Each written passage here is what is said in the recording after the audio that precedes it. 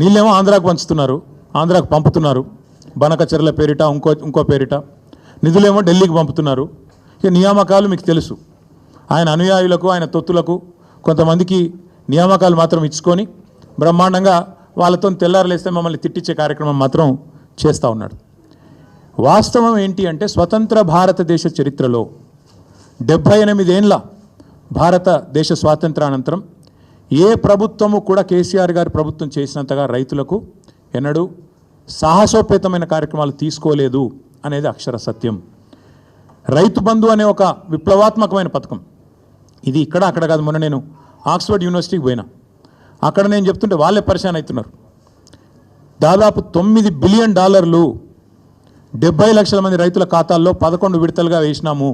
Direct benefit transfer farm input program called Rythu Bandhu అని చెప్తుంటే ఆక్స్ఫర్డ్లోని అధ్యాపకులు, ఆక్స్ఫర్డ్లోని అక్కడి విద్యార్థులు కూడా ఇది నిజమేనా అన్నట్టు అబ్బురపడి చూస్తూ ఉన్నారు.